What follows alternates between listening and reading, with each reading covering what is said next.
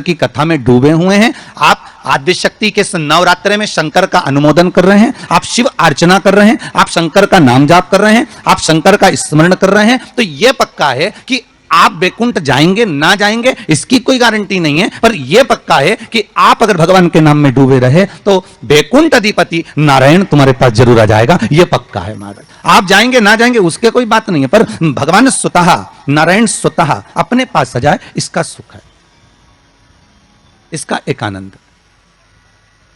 तो हम दान कर रहे हैं, पुण्य कर रहे हैं, या हम कोई सत्कर्म कर रहे हैं, या हम कुछ भगवान के निमित्त हम ये सोच कर दे रहे हैं कि हम दान करेंगे तो ऐसा होगा, हमें स्वर्ग मिल जाएगा। नहीं नहीं, हमें स्वर्ग जाने की चाह तो छोड़ देना चाहिए। कहा करो मैं वैकुंठ के जाए, मैं वैकुंठ जाकर करूंगा क्या? वैकुंठ की चाह इस मन को नहीं होना चाहिए। मन को तो यह चाह होना चाहिए कि मैं भगवान का इतना भजन कर लूं कि वैकुंठ का नाथ, वैकुंठ अधिपति स्वयं नारायण, कैलाश पर रहने वाले मेरे शंकर, द्वारका में रहने वाला मेरा कृष्ण, गौलोक में निवास करने वाला मेरा परमात्मा स्वतः दौड़कर मेरे पास आ जाए।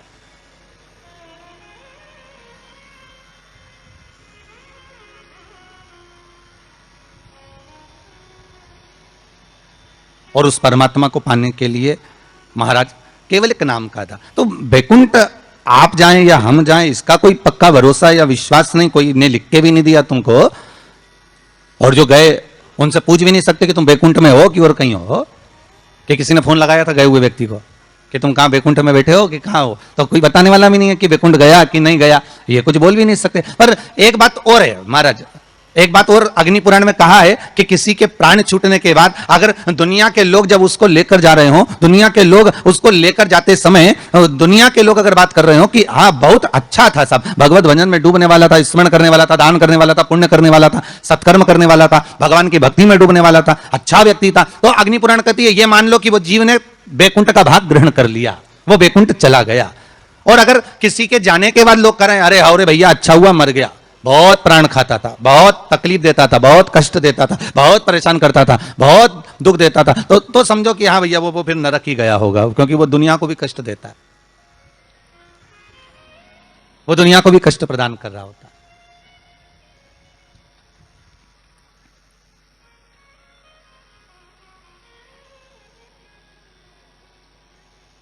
उसकी चित्तवृत्ति में, उसके मन में ये आ जाता है कि मैं कहीं ना कहीं किसी ना किसी रूप में वैकुंठ जाना चाहता हूं। तो शिव महापुराण की कथा कर रही है वैकुंठ का भाग तुम्हारे भाव में नहीं आना चाहिए कि हम वैकुंठ जाएंगे और हम वैकुंठ जाने का प्रयास करेंगे। नहीं नहीं, हमें वैकुंठ नहीं जाना, हमें वैकुंठ अधिपति नारायण को यहां बुलवाना है, हमें भगवान विष्णु को अपने हृदय में, अपनी चित्तवृत्ति में, अपने मन में आमंत्रित करना है। और जब भाव होगा महाराज, निर्मल जब भाव होगा तो भगवान को मिलने में फिर देरी नहीं हो सकती।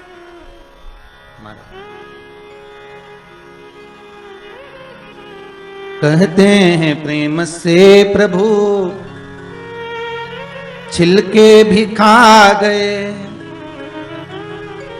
कहते हैं प्रेम से प्रभु छिलके भी खा गए, शबरी के झूठे बेर भी खाते रहा करो, दर्शन के नैन बांवरे दर्शन दिया करो।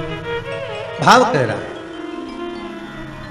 भगवान का चरित्र कह रहा है कि आपका हृदय जितना निर्मल होगा, आप निर्मल भाव से जितना भगवान की भक्ति को धारण करोगे, निर्मल भाव से आप जितना भगवान का भजन करोगे, निर्मल भाव से आप जितना भगवान को रिझाने का प्रयास करोगे, भगवान उतनी जल्दी प्राप्त हो जाए।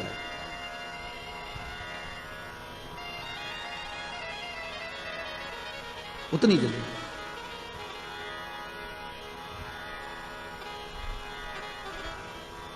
भाव कह रहा है महाराज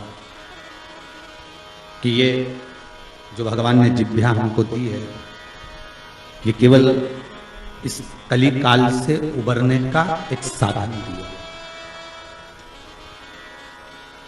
इस कली काल से उबरने का एक साधन, कली काल से निकलने का एक साध्य बनाया है कि केवल कि राम कहो मुख में जीवा है कि नहीं। महाराज ये केवल राम कहने के लिए, शिव कहने के लिए, भगवत स्मरण के लिए, भगवत नाम के लिए ये जिह्वा हमें प्रदान करिए। केवल नाम स्मरण के लिए ये जिह्वा हमें दी गई है। और कलिकाल का साधन, कलिकाल का एक आनंद, कलयुग का एक भाव भगवत स्मरण का एक नाम है। शिव महापुराण की कथा कह रही है कि बैकुंठ जाने का भाव नाम है। भाव ये होना चाहिए कि बैकुंठ अधिपति हमारे पास आ जाए। तो 7 दिन की शिव महापुराण में अगर गंगा के घावन कथा का रसस्वादन बघेल परिवार द्वारा आप कर रहे हैं तो आपके भीतर ये भाव प्रकट हो कि हमें भगवान मिले। और निवेदन एक जरूर करूंगा कि ये जो कथा हो रही है, इस कथा का आनंद आप जो आस्था टीवी चैनल के माध्यम से ले रहे हैं, आप सबसे निवेदन है इस कथा को आप उस भाव से सुनना कि मेरी गली में, मेरे मोहल्ले में, मेरे क्षेत्र में, मेरे परिवार में, मेरे उस संपूर्ण ब्रह्मांड में इस कथा को जैसे इस पूर्ण तरह से मैं श्रवण कर लूं तो ये कोरोना महामारी समाप्त हो जाए, ऐसी शंकर कृपा कर दे। बाबा से ऐसी विनती कर कर श्रवण करो। अभी तक कथा आपने जो सुनी ना वो आपके लिए सुनी है, पर मेरा निवेदन हृदय से है, दिल से है। अभी तक जितनी कथा आपने सुनी ना टीवी चैनल के माध्यम से, या आपने कुबेरेश्वर धाम पर आकर सुनी हो, या रुद्राक्ष महोत्सव में सुनी हो, या यूट्यूब फेसबुक पर सुनी हो, वो आपने अपने लिए सुनी। पर ये कथा जो ये गंगा के घाट से चल रही है, ये जो कथा है, इस कथा को आप इस भाव से सुनना कि अब ये कोरोना महामारी समाप्त हो जाए और विश्व का कल्याण हो जाए, जगत का एक आनंद हो जाए और सबके हृदय से ये कोरोना महामारी का जो भय है वो समाप्त हो जाए। कथा अब उसके लिए सुनिए।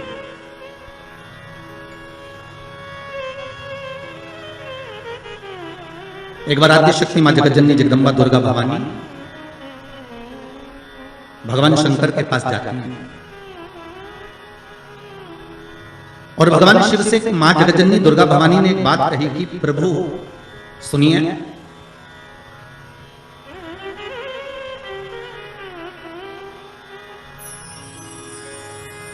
कह रही कि मैं जहां जहां पर प्रभु आप वहां पर हो ना। शंकर जी बोले बिल्कुल, जहां शक्ति है वहां शिव है, मैं वहां पर हूं। तो जगतजननी जगदम्बा के मुख से निकल गया प्रभु, फिर जहां पर शिव है वहां पर भी शक्ति है, जहां शंकर है वहां स्वयं आदि शक्ति जगदम्बा पार्वती, मैं वहीं पर हूं जहां पर। शंकर भगवान ने कहा सुन पार्वती, तू जहां पर है वहां पर शंकर है। मैं विश्वास रखकर इस वचन को निश्चित कर देता हूं कि जहां पार्वती है वहां शंकर है, वहां शिव है। पर पार्वती मैं ये नहीं कह सकता कि जहां शंकर है वहां पार्वती है।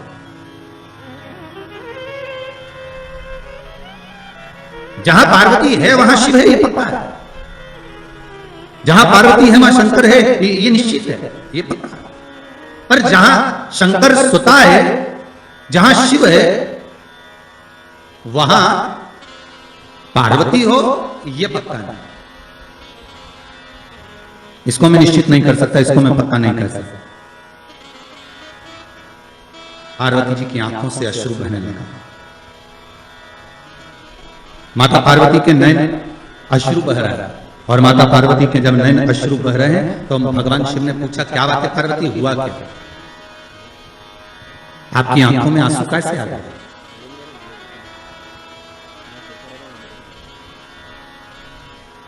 ये अश्रु क्यों आ रहा है, किस लिए?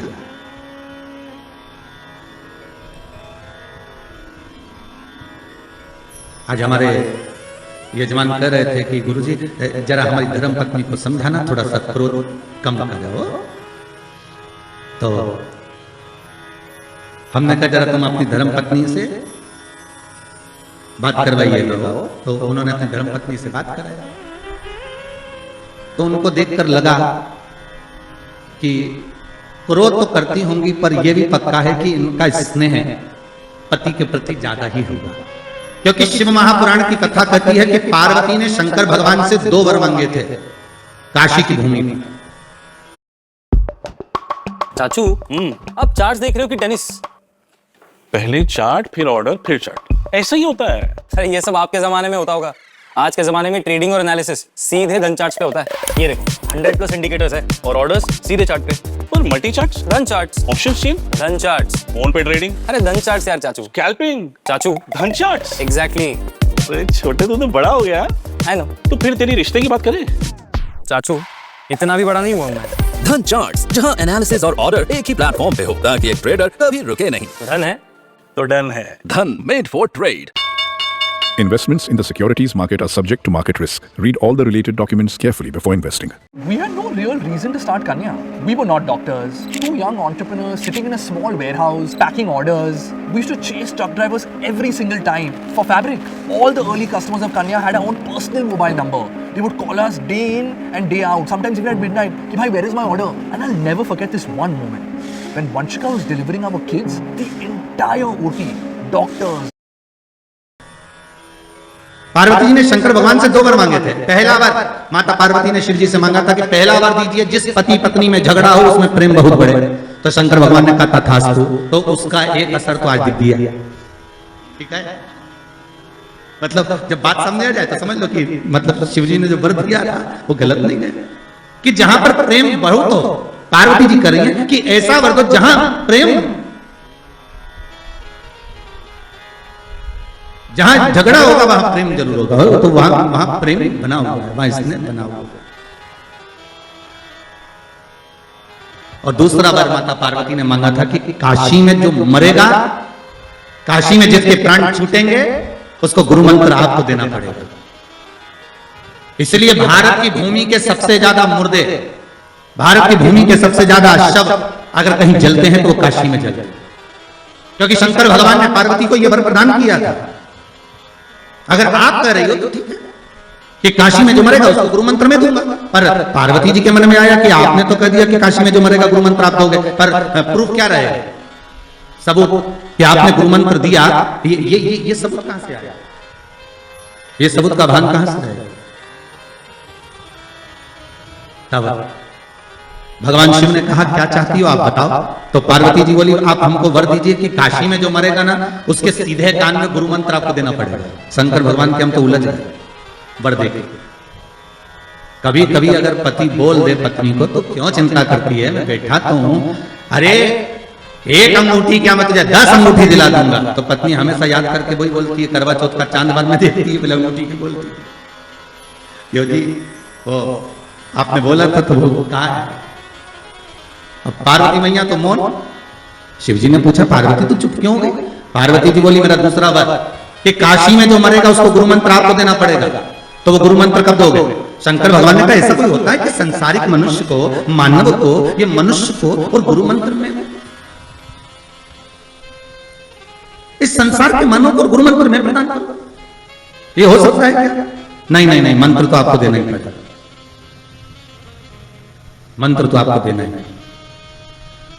ठीक है, पर पार्वती संसार के लोगों को अगर मैं गुरु मंत्र दूंगा तो उसमें श्रेष्ठता रहेगी क्या?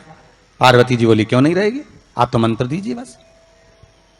भगवान शिव ने वचन दे दिया ठीक है अब तू बता, मैं गुरु मंत्र देने को तैयार हूं, मैं गुरु मंत्र दे देता हूं। क्या करना है? पार्वती जी ने कहा आप एक काम करना, मरने वाले के सीधे कान में गुरु मंत्र दे देना और सीधे कान में गुरु मंत्र देकर और उस कान को बस मोड़ देना। आप मंत्र देना और कान को मोड़ देना, मैं समझ जाऊंगी कि आपने मंत्र दे दिया। शिव जी ने कहा वचन दे दिया ठीक है। तो इसलिए आज भी नियम है महाराज, दुनिया के लोगों का आज भी भाव ये वर्णन करता है कि काशी में मरने वाले का सीधा कान अपने आप टेढ़ा हो जाता है। आज भी लोग भाव में कह देते कि काशी अभिमुक्त नगरी, काशी मोक्ष नगरी है।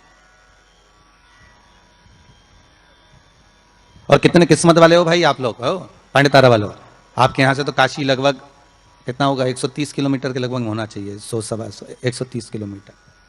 कितने भाग्यशाली हो। शास्त्र कहता है काशी काशी काशी काशी 5 बार बोल ले जीव तो ही गंगा मैया का दर्शन हो जाता है? अभिमुक्तता प्राप्त हो जाती है, सहज थोड़ी ना काशी। तो पार्वती जी की आंख में आज अश्रु देखे, जब पार्वती जी की आंख में अश्रु देखे तो शिव जी ने पूछा बात क्या है, तुम बोलो आज पार्वती क्या हो क्या गया। पार्वती जी बोली बस बात इतनी सी है कि आप बोल रहे हो, मैंने कहा कि जहां मैं हूं वहां शंकर है, तो बिल्कुल पक्का। पर आप कह रहे हो जहां शंकर है वहां पार्वती नहीं है, जहां शिव है वहां पार्वती नहीं है।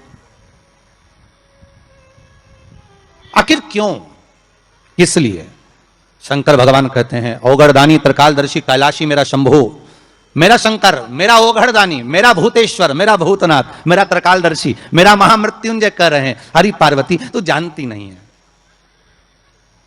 तो मुझे पहचानती नहीं है।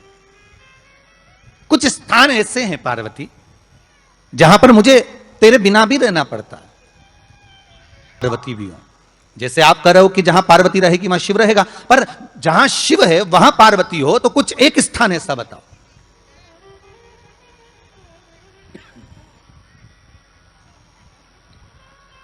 वो स्थान हमको दे दीजिए। शंकर भगवान ने कहा वो स्थान है कुंभ, कलश। कौन सा स्थान, जम के बोलिए। कलश। कलश देखा है आप लोगों ने, कुंभ कलश। उस कलश में हे पार्वती, जहां शंकर है वहां तू भी विराजमान होगी, और केवल एक रूप में नहीं, सारी विद्याओं के रूप में तू उसमें संजू रहेगी। केवल एक कलश।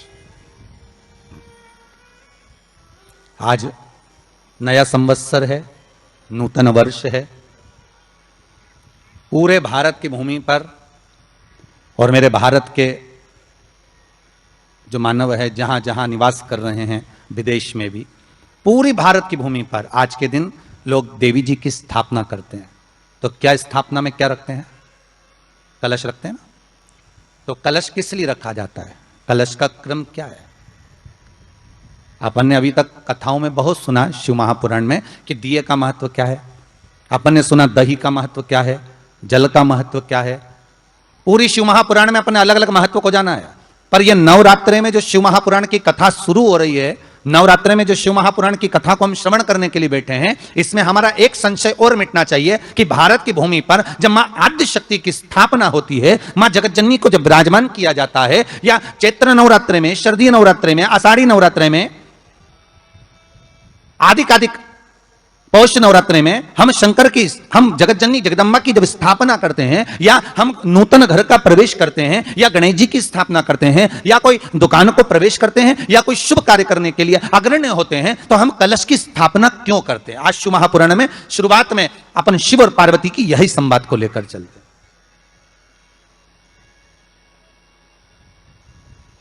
आखिर कलश में ऐसा क्या है, कलश के अंदर आखिर ऐसा क्या विराजमान है कि 33 कोटि देवता उस कलश के अंदर आकर बैठ जाते हैं। महाराज,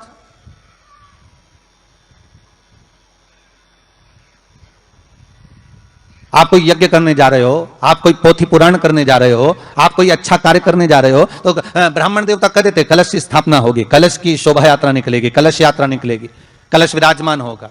और आज हर की पौड़ी पर, प्रयागराज में, या उज्जैनी में, नासिक में जो बड़े बड़े कुंभ के मेले होते, कुंभ का मतलब भी तो कलश से होता, उसकी महत्वता क्यों है, उस कुंभ की, उस घड़े की महत्वता कहां से प्रकट हो गई। शिव महापुराण की कथा कहती है महाराज, भगवान औघड़दानी शंकर स्वयं आद्य शक्ति जगदम्बा से कहते हैं कि जगदम्बा तू क्या चाहती है बोल। तो जगतजननी जगदम्बा कहती है कि जहां मैं हूं वहां शंकर है, ये आपने कह दिया, पर जहां शंकर है वहां पार्वती का होना जरूरी है। उसके लिए सिद्ध करने के लिए एक स्थान ऐसा बनाया जाए जहां पर शंकर विराजमान है और शंकर के साथ पार्वती विराजमान है। तो शिव जी ने कहा पार्वती, उसके लिए मैं तुझे एक सुंदर कलश का निर्माण कर देता हूं। दुनिया का रचनाकार, दुनिया की रचना करने वाले महाराज, संपूर्ण ब्रह्मांड की रचना करने वाले, जिनको भगवान शिव ने स्वयं ब्रह्मदेव से कहा है कि ब्रह्मा जी तुम सृष्टि खंड को आगे बढ़ाइए, सृष्टि की रचना करिए। और आज ही के दिन, यही चैत्रीय प्रतिपदा के दिन, यही इसको कहते हैं नया संवत्सर, नया वर्ष। हिंदू धर्म में क्यों कहा जाता है, आज ही के दिन ब्रह्मा जी ने महाराज सृष्टि की रचना करना प्रारंभ करा था। आज ही के दिन भगवान शिव और ब्रह्मा का संवाद हुआ था। सीधे भगवान शंकर ब्रह्मदेव के पास जाकर बोले थे, हे ब्रह्मदेव आप सृष्टि की रचना करिए। तो ब्रह्मा जी ने पूछा था सारे नक्षत्र आपने बनाए, सारे दिन आपने बनाए, सारी घड़ियां आपने बनाई, सारा पल आपने बनाया, मनुष्य की श्वास गिनती काउंटिंग अर्थात मनुष्य के शरीर की रोमावली यह सब आपने निश्चित करी है। मनुष्य की कितनी धड़कन चलेगी, कितनी श्वास चलेगी, 21,600 श्वास जो मानव के शरीर से प्रतिदिन निकल रही है, 3.5 करोड़ रोमछिद्र जो मनुष्य के शरीर में बने हुए हैं, ये संपूर्ण बनाने वाले आप हो। एक एक घड़ी, एक एक पल, एक एक नक्षत्र, एक एक समय बनाने वाले आप हो, हर श्वास को बनाने वाले आप हो। तो आपसे मुझे कहना है कि एक निर्माणकर्ता ब्रह्मदेव आप ब्रह्मा जी करें तो एक काम करो ना कि सृष्टि की रचना भी आप करो। भगवान ब्रह्मा ने शिव जी से कहा कि सृष्टि की रचना आप करिए।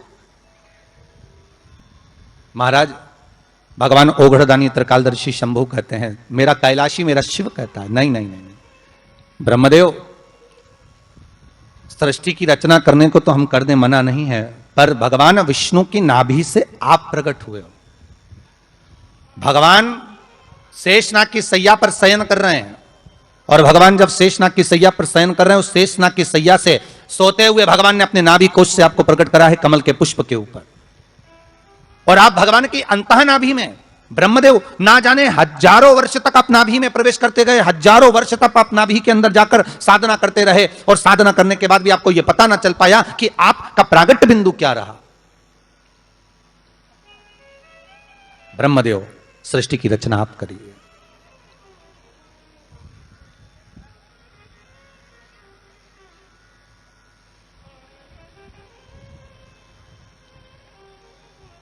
ब्रह्मा जी कह रहे हैं, नाथ इस सारे ब्रह्मांड को रचना करना है, कर दूंगा, मना नहीं है, पर रचना करता भगवान ब्रह्मा जी कहते हैं कि मैं संसार को एकत्रित करूं उससे पहले 33 कोटि देवताओं को मुझे एकत्रित करना है और सारे 33 कोटि देवता एक जगह पर आकर विराजमान हो जाए, ऐसी कोई व्यवस्था करना है। शंकर भगवान ने कहा बनाओ ब्रह्मदेव, तुम निर्माण करो। ब्रह्मा शास्त्र कहता है कि भगवान शिव स्वतः, शंकर तो शंकर है, भगवान शंकर ने एक मट्टी का सुंदर सा भाग ढेला एकत्रित करा, उस ढेले से भगवान ने एक सुंदर कुंभ का निर्माण करा, एक सुंदर कलश का निर्माण करा।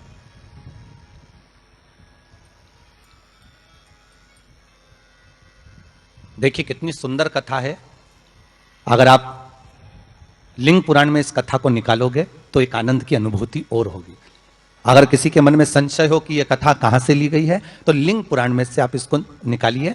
उसमें वर्णन किया गया कि सफेद मट्टी का शिवलिंग, लाल मट्टी का शिवलिंग, पीली मट्टी का शिवलिंग, काली मट्टी का शिवलिंग, उस शिवलिंग के निर्माण के पहले जब भगवान का पूजन करने के लिए पात्र की जरूरत पड़ी तो उस पात्र का निर्माण किसने करवाया था?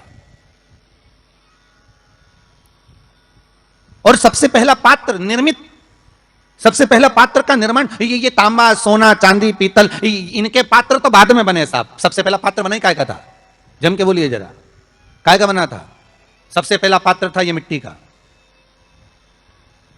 आज भी हिंदू धर्म में भले तुम्हारे घर में सोने के कलश हो, भले चांदी के कलश हो, भले तुम्हारे घर में पीतल और तांबे के पात्र रखे हो, पर आज भी अगर ब्राह्मण कहेंगे कि हमें कोई यज्ञ करना है, अनुष्ठान करना है, हमें ये स्थापना करना है, तो ब्राह्मण एक ही बात कहेंगे कि तांबा, पीतल, चांदी के हमें पात्र नहीं चाहिए। ब्राह्मण कहेगा मैं मिट्टी के कलश लाकर रखो,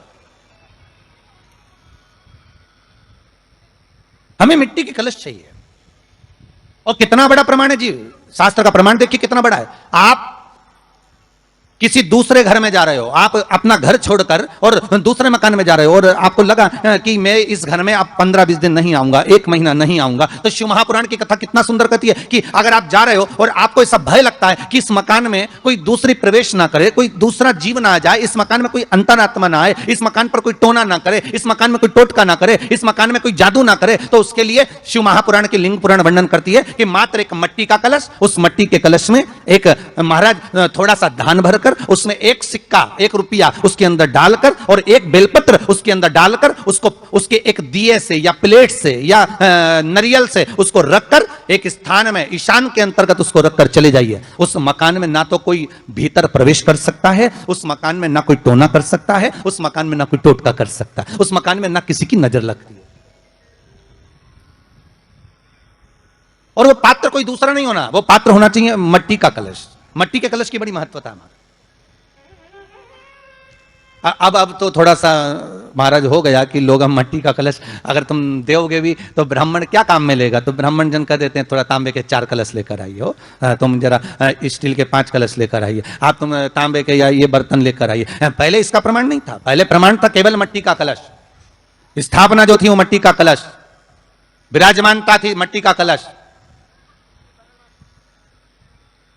जिसका निर्माण स्वयं भगवान शिव शंकर, भगवान शंभु, भगवान त्रिकालदर्शी कैलाशी स्वयं लिंग पुराण के अंतर्गत शास्त्र वर्णन करता है कि जिसमें सुंदर शिवलिंग की स्थापना करी गई, शिवलिंग का निर्माण करने के लिए भगवान ने, और स्कंद पुराण में भी आता है यही बात, शिव महापुराण में भी आती है, और आपको पहले भी कथा में कहा कि ब्राह्मण सफेद मट्टी का शिवलिंग बना, पहले भी कथा में कहा, आज फिर कह रहा है। क्षत्रिय लाल मट्टी का शिवलिंग बना है, वैश्य पीली मट्टी का शिवलिंग बना है, शूद्र काली मिट्टी का शिवलिंग, काली मट्टी का शिवलिंग का निर्माण कर।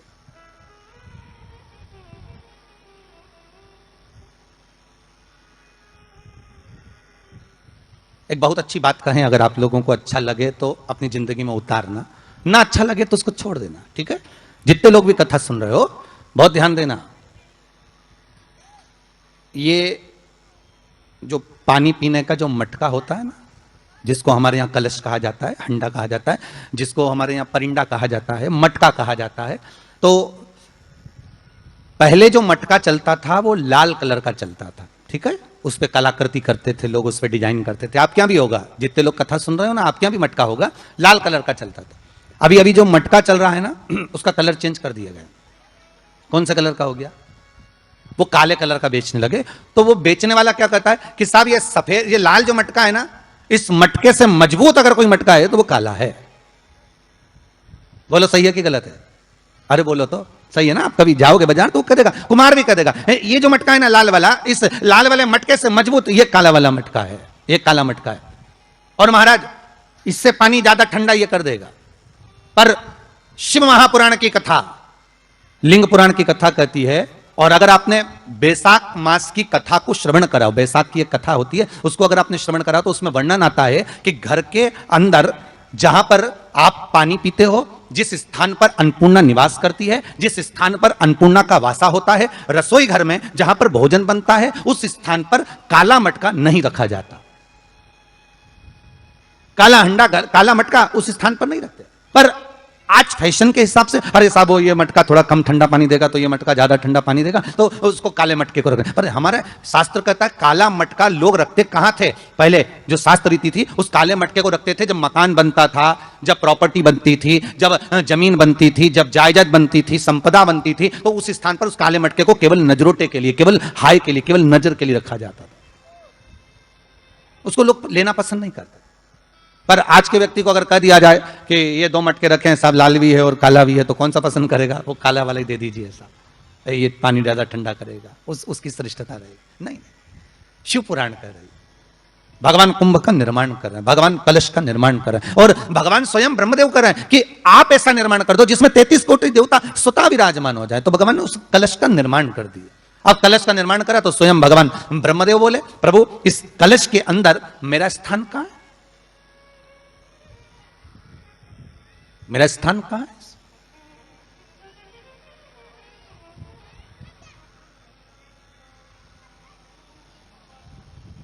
बहुत ध्यान देना महाराज, कलश का जो मुख होता है, उस मुख पर भगवान विष्णु का स्थान होता है। किसका स्थान है? भगवान विष्णु का। थोड़ा सा नीचे आओगे, जहां से कलश का मुख दबा हुआ होता है, वह जगह भगवान स्वयं शिव की होती है। किसकी जगह है? भगवान शंकर की। कलश का अग्रभाग, नीचे का भाग जहां से फैला हुआ होता है, वहां ब्रह्मा का आधिपत्य स्थापित होता है। फिर कलश का जो नीचे का भाग होता है, वो भगवान शिव और शक्ति का स्थान होता है। कलश के बाहरी भाग में, जहां पर बाहर का हिस्सा होता है, उस कलश के बाहरी भाग में 33 कोटि देवताओं को भगवान शंकर ने लाकर विराजमान किया होता है। महाराज भगवान शंकर 33 कोटि देवताओं को निमंत्रण देकर उस कलश में विराजमान कर दिया।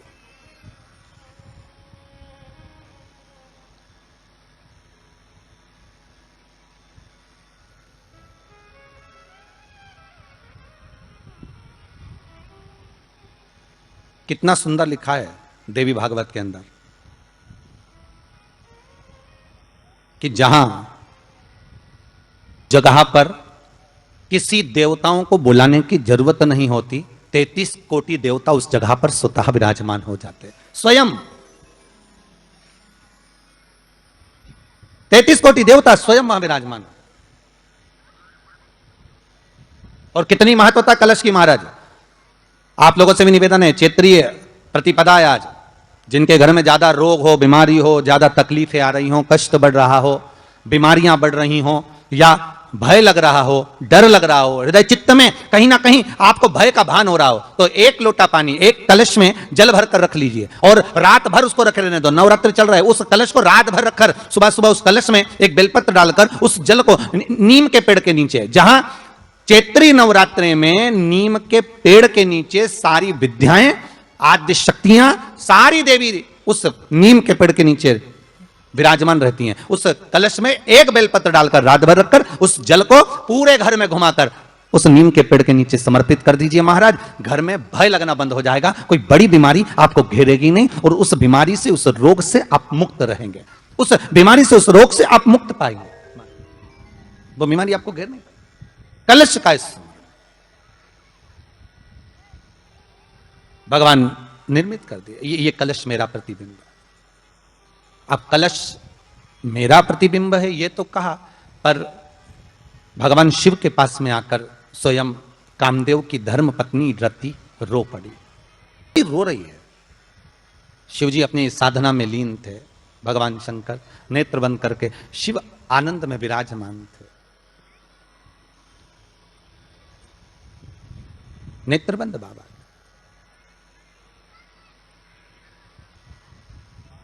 थारी धुन लागी भोला, थारी धुन लागी, हर हर भोला शंभू तमारी धुन लागी, हर हर भोला शंभू।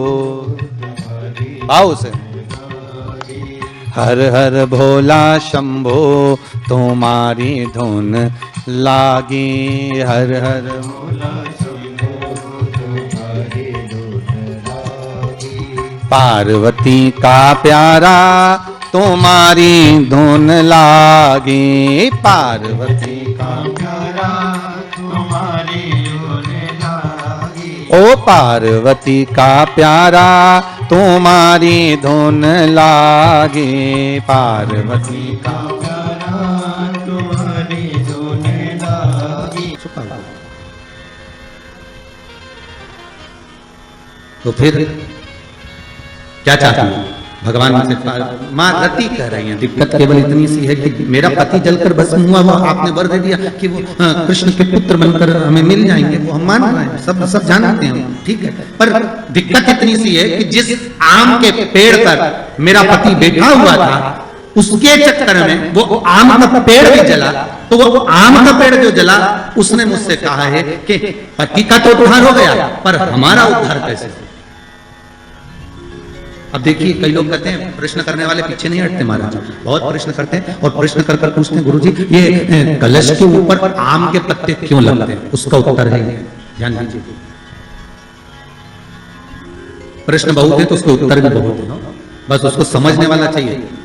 और आप लोगों को तो आज बहुत बहुत भगवान ने कृपा करी है, जो आप पहले दिन ही कलश स्थापना होती और पहले दिन ही आपको ये ज्ञान हो जाए कि बच्चे पूछे कि कलश क्यों रखा जाता है, कलश के ऊपर आम के पत्ते क्यों लगाए जाते हैं, कलश के ऊपर नारियल क्यों रखा जाता है, कलश के ऊपर 9 बार मोली क्यों बांधी जाती है, मोली मतलब अच्छा नाड़ा 9 बार क्यों लपेटा जाता है नारियल के ऊपर, कलश के ऊपर जब रखते हैं।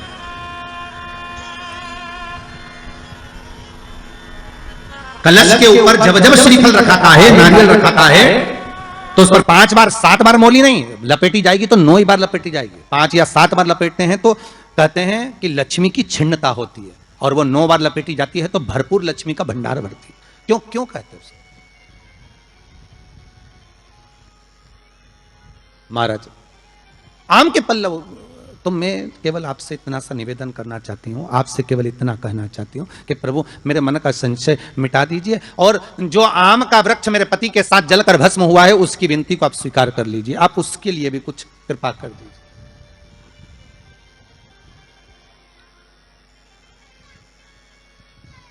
इसी को कृपा कहते हैं, इसी को करुणा कहते हैं, इसी को दया कहते हैं।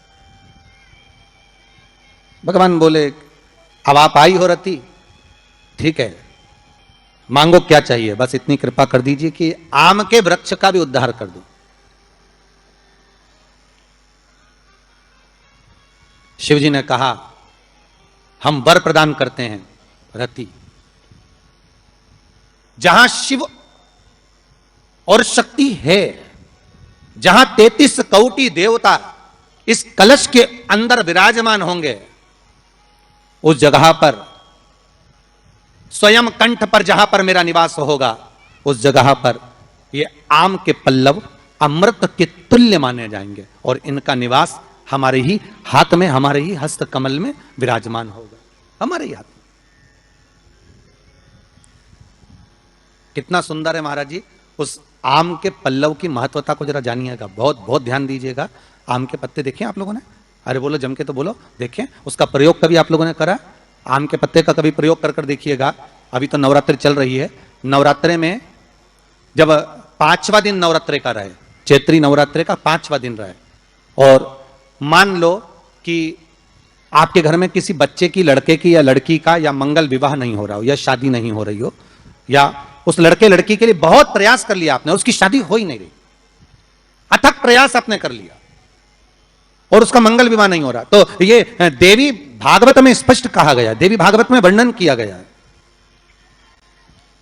देवी भागवत में वर्णित किया गया। और देवी भागवत में कहा गया कि आम का जो पत्ते होते हैं, आम का जो पत्ता होता है, आम का जो पल्लव होता है, उस आम के पत्ते पर हल्दी और सिंदूर, इन दोनों से स्वस्तिक का निर्माण किया जाए। देवी भागवत का संवाद है, बहुत ध्यान देना महाराज। जिन कन्याओं का विवाह ना हो, पंचमी के दिन, नवरात्रे की कोई सी भी पंचमी, मतलब जो पंचमी तिथि पड़ेगी, कोई भी नवरात्रा हो, चाहे वो 4 नवरात्रे में से, चाहे वो पौष का हो, अश्विन का हो, चैत्र का हो, आषाढ़ का हो, किसी भी नवरात्रि में आप कर सकते हैं। एक पान के पत्ते पर, एक ही पत्ते पर जो 2 स्वस्तिक बनेंगे, एक हल्दी का बनेगा, एक सिंदूर का बनेगा। बस अंतर इतना है, जो हल्दी का स्वस्तिक है उस पर कंकु के चावल, अर्थात रौली के चावल, रौली कुंकू के चावल रखना है, और जो सिंदूर का है उस पर हल्दी के चावल रखना। इतना रखकर जिस लड़का लड़की का विवाह नहीं होता, उसकी हथेली पर रखकर उसका नाम और गोत्र बोलकर महाराज उसको ले जाकर नीम के पेड़ के नीचे उसको रख दिया जाता है। मात्र 3.5 या 4 महीने ऐसे रहते हैं जिसके अंदर उस लड़का लड़की का विवाह पक्का हो जाता है। जिसका विवाह नहीं होता केवल उसी के लिए, जिसका मंगल में शिव का,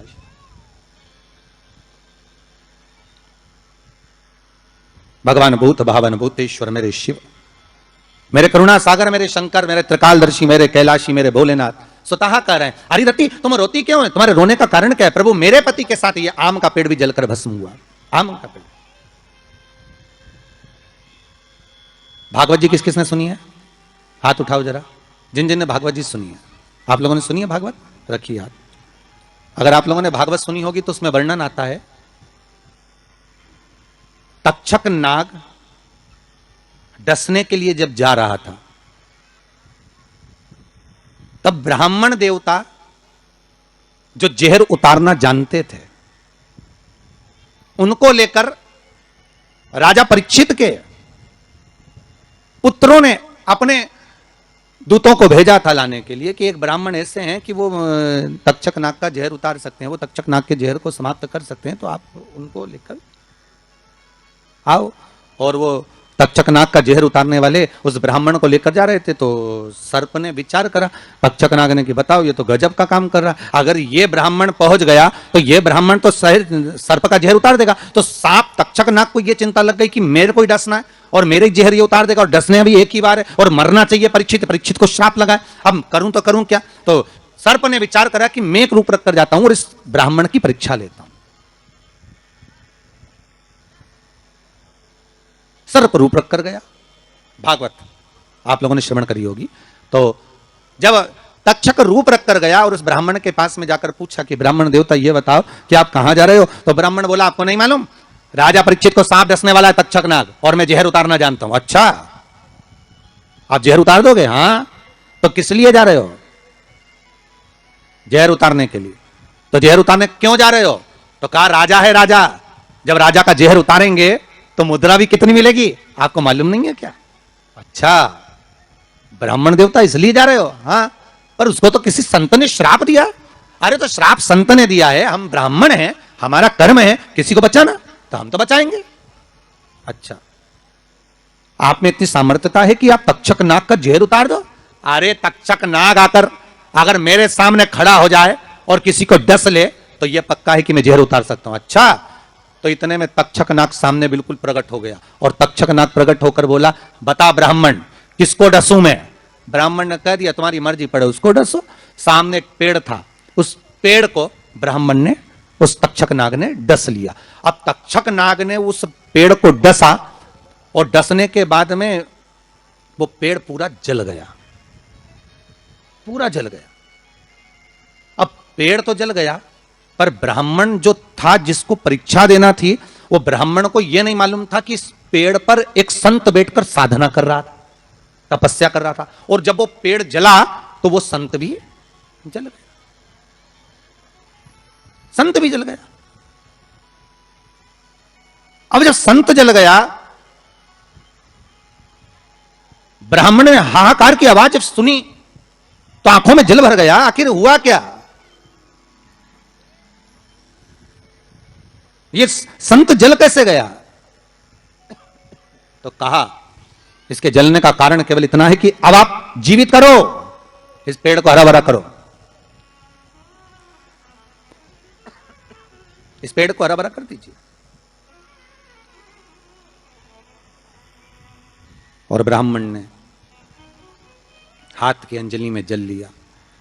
हाथ की अंजलि में जल लेकर ब्राह्मण उस जल को पेड़ के ऊपर छींट रहे थे, तो सबसे पहले ब्राह्मण ने यह मन में सोचा कि भोलेनाथ, शंभु, त्रिकालदर्शी है कैलाशी, कृपा ऐसी करना कि सबसे पहले जो पेड़ पर जो संत बैठा था वो जीवित होना चाहिए, जो वृक्ष पर संत बैठा है वो जीवित होना चाहिए।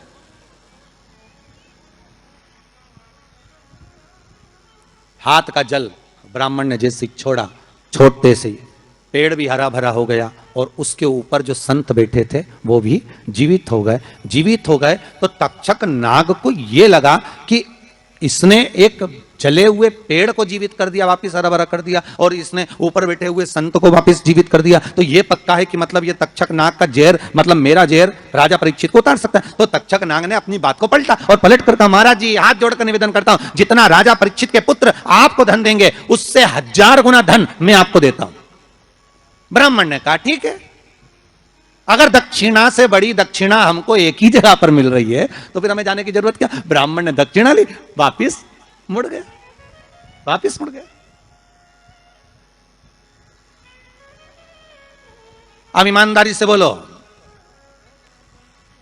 वो ब्राह्मण नरक गया होगा कि स्वर्ग गया होगा? जरा जम के बोलना, सुनाई देना चाहिए हमको। कहां गया होगा? नरक। काय में लिखा है? देवी भागवत में।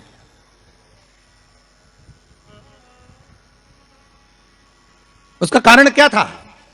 शिव महापुराण की कथा कहती है जैसे एक नाव चलाने वाला व्यक्ति नाव लेकर जा रहा है और उसमें बहुत सारे यात्री बैठे हैं, बहुत सारे यात्री, और नाव डोलने लगी, आंधी चलने लगी, तूफान चलने लगा, हवा आने लगी, लहरें उठने लगी और नाव डूबने लगी। तो जो नाव में बैठा हुआ, नाव चला रहा था, वो कूद गया और कूद कर बाहर निकल गया, और निकलकर सारे के सारे जितने नाव में बैठे थे वो सब जलने लगे।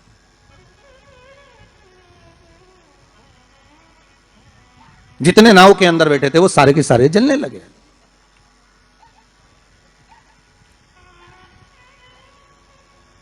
जब वो सारे के सारे पानी में डूबने लगे और पानी में नाव में जाकर सबकी सब जब डूब रहे हैं, सब मर गए। सारे के सारे जो नाव में बैठे थे, जो तैरना जानते थे, वो बाहर निकल गए, बाकी के सब डूब गए। नाव चलाने वाला जब उसके मिला, कम से कम 94 नरकों में वो नाव चलाने वाला गिरा। शिव महापुराण की कथा कहती।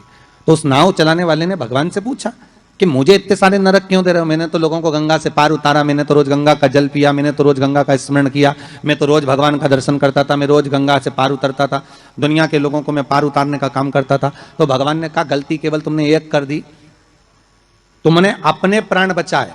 अगर तुम 2 लोगों के भी प्राण बचाते बचाते मर जाते तो तुमको वैकुंठ मिल जाता, पर खुद के प्राण बचाए और दूसरों को मरने दिया, इसलिए तुमको नरक मिला, इसलिए तुम्हें नरक प्राप्त हुआ।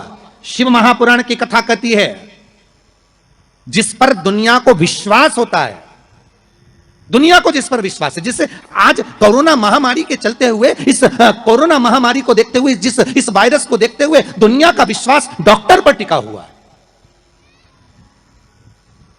औषधि देने वाले, दवाई देने वाले उन डॉक्टरों पर दुनिया का विश्वास टिका हुआ है। तो डॉक्टर का क्या फर्ज है? जैसे नाव चलाने वाले का फर्ज है कि बचाते बचाते भगवान करे भले तुम्हारे प्राण छूट जाते तो तुम्हें स्वर्ग मिल जाता। युद्ध के मैदान में सैनिक युद्ध करते करते मर जाता तो उसको वीरगति प्राप्त हो जाती। पर खुद के प्राण बचाने के चक्कर में आप दुनिया को धकेल दो, ये श्रेष्ठता नहीं।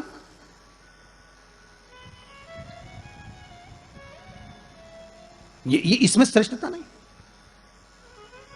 जब तक उस शरीर में प्राण है, जब तक उस शरीर में श्वास है, डॉक्टर भी अपनी जान झोंक दे कि कैसे भी मुझे इसको बचाना है, चाहे कुछ भी हो जाए, इसके प्राण बचना चाहिए। ठीक है, जब भगवान ने विद्या दी है, भगवान ने ज्ञान दिया है, भगवान ने विवेक दिया है और तुमको उस लायक बनाया है कि आप 4 लोगों को पढ़ा सकते हो, आप 4 लोगों को आगे बढ़ा सकते हो, आप इसका सम्मान कर सकते हो, आप इसको अग्रण्यता प्रदान कर सकते हो, आप इसको विवेकता दे सकते हो, और आप उस विवेकता को ना देते हुए अगर आप अपने उस वैभव को छुपा रहे हो और उससे वंचित कर रहे हो दुनिया को, तो फिर भगवान छोड़ने वाला नहीं है, नरक भोगना।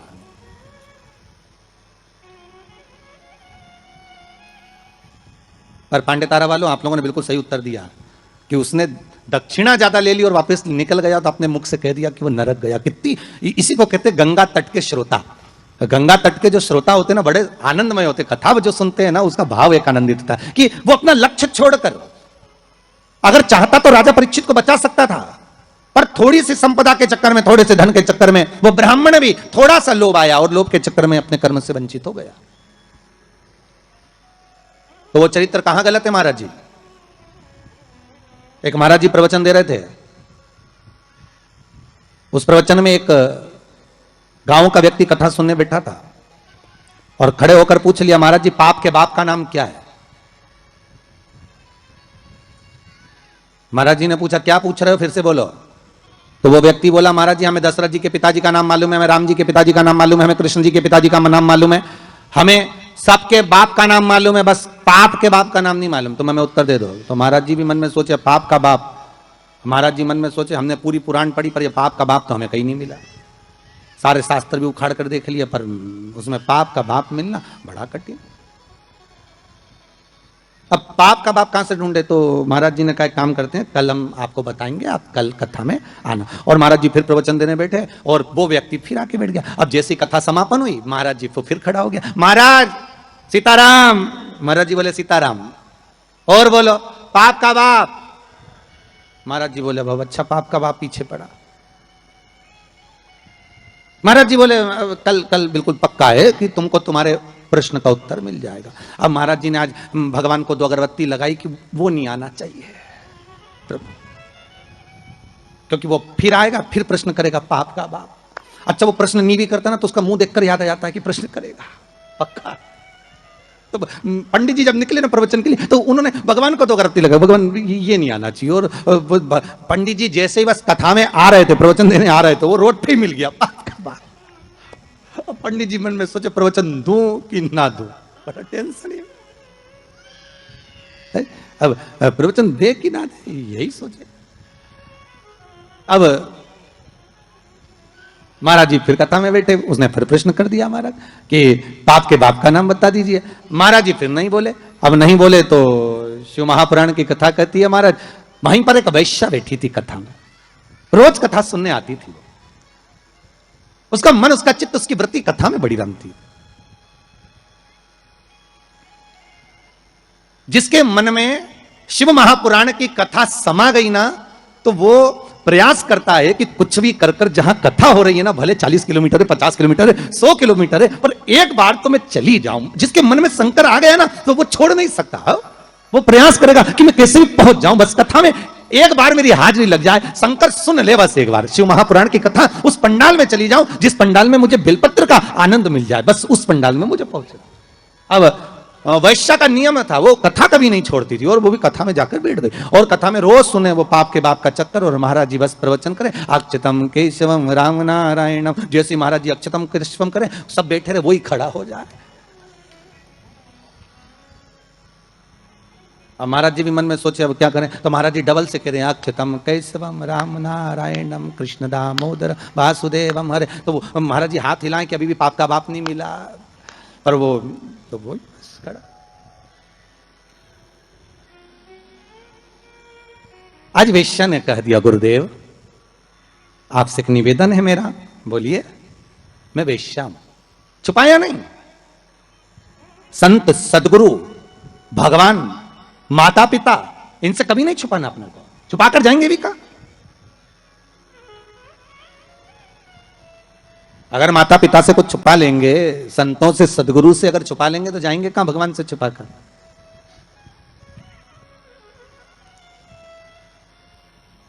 वैश्या कहती है मैं वैश्या हूं। ओ हो, आपने हमारे पांव तो नहीं छुए? संत बोले।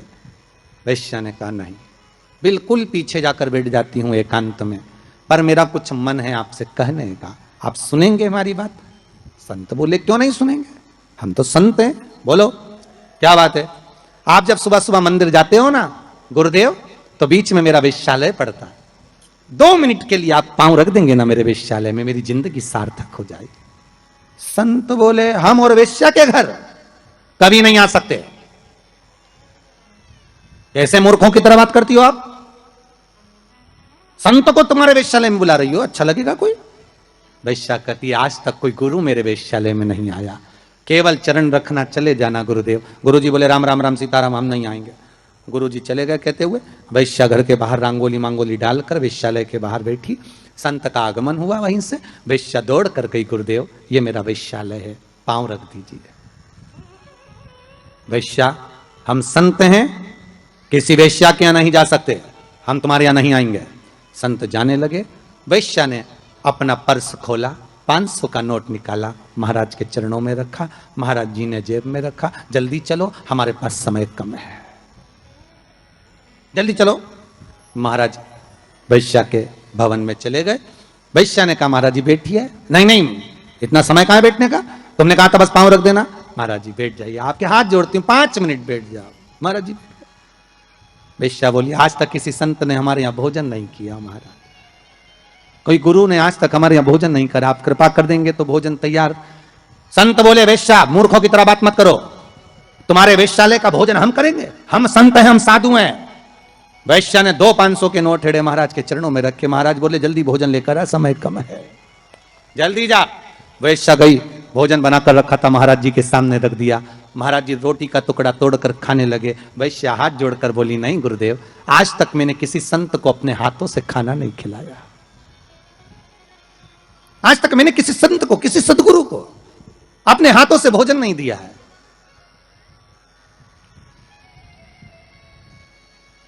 मैं अपने हाथों से आपको भोजन कराना चाहती हूं। संत बोले तुम जानती नहीं कि तुम वेश्या हो, हम संत हैं, साधु सन्यासी तपस्वी किसी के हाथ से खाना नहीं खाते। वैश्या ने 4 500 के नोट के सामने रखे। महाराज जी ने मुंह खोल लिया। वैश्या ने रोटी का टुकड़ा तोड़ा, महाराज के मुख में दिया। दूसरा तोड़ा तो रोटी का टुकड़ा खीर में भिंगोया, महाराज के मुंह में डालने की जगह थाली में रखकर वैश्या ने 1 थप्पड़ महाराज के गाल पर दिया। 1 थप्पड़ महाराज के गाल पर। संत ने पूछा वैश्या तुमने हमें थप्पड़ मारा? वैश्या कहती नहीं महाराज, ये अभी मारा तो 5 उंगली हमारे गाल पर पड़ी हुई है, ये थप्पड़ नहीं तो और क्या है, ये थप्पड़ नहीं तो क्या है, तुमने हमारे गाल पर थप्पड़ मारा? वैश्या कहती नहीं महाराज थप्पड़ नहीं मारा है। वैश्या कह रही है महाराज रोज एक गांव का व्यक्ति आपसे प्रश्न करता था कि पाप के बाप का नाम बताओ, मैं उत्तर दे रही हूं कि पाप के बाप का नाम लोभ है, केवल लोभ। लोभ के चक्कर में मैं जैसा जैसा बोलती आपके नोट की मात्रा बढ़ती जाती और आप वैसा वैसा करते चले जाते, ये पाप का बाप है। संत की आंख में जल भर गए। वैश्या ने जो ज्ञान दिया वो ज्ञान साधारण नहीं था, वो साधारण ज्ञान नहीं। संत ने वैश्या के चरण पकड़ लिए।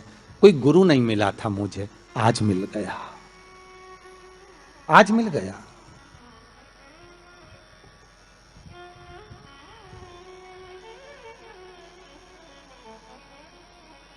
अब का तो वो जो ब्राह्मण था उसने एक गलती कर दी। परीक्षित को अगर बचाता भले 5 मुद्रा मिलती, पर मिलती ना, मिलती मुद्रा। पर उस ब्राह्मण ने एक गलती कर दी कि वो परीक्षित को बचाने की जगह ज्यादा मुद्रा लेकर वापिस मुड़ गया। वापिस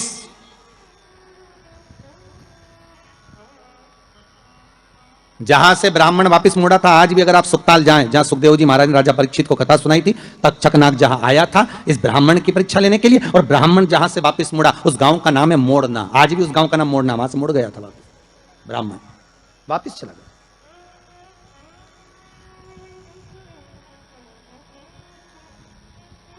जरा सा लोभ बस वहां भरमा दिया।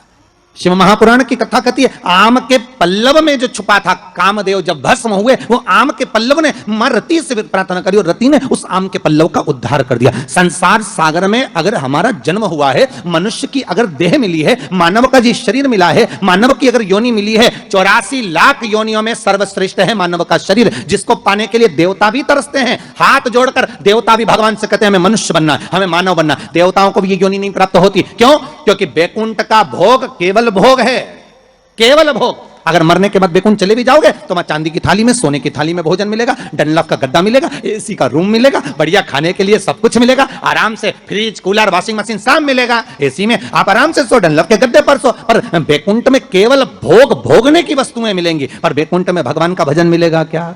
जम के बोलिए, नहीं मिलेगा। बैकुंठ में गंगा का स्नान मिलेगा क्या?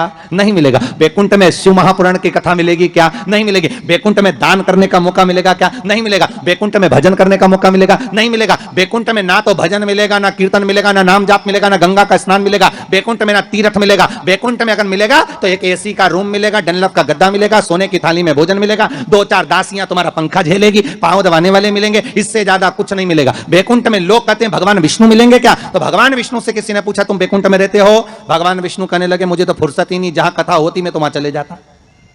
जब बैकुंठ अधिपति कथा सुनने के लिए पितरों के धाम में जाते हैं, कथा सुनने के लिए पांडतारा आ जाते हैं, कथा सुनने के लिए गंगा के घाट चले जाते हैं, तो भगवान कह रहे हैं बैकुंठ में फिर मनुष्य क्यों चाहता है बैकुंठ जाने के लिए? लक्ष्मी जी से पूछा तुम रहती हो क्या बैकुंठ में? लक्ष्मी जी बोली मैं जहां नारायण मां में, मैं क्या करूं बैकुंठ में? तो फिर बैकुंठ में क्या है? तो लक्ष्मी जी बोली 3 स्टार होटल, 5 स्टार होटल, आराम से रहो, खाओ पियो, मौज करो। और जब तुम्हारा पुण्य खत्म हो जाए, जैसे ही पुण्य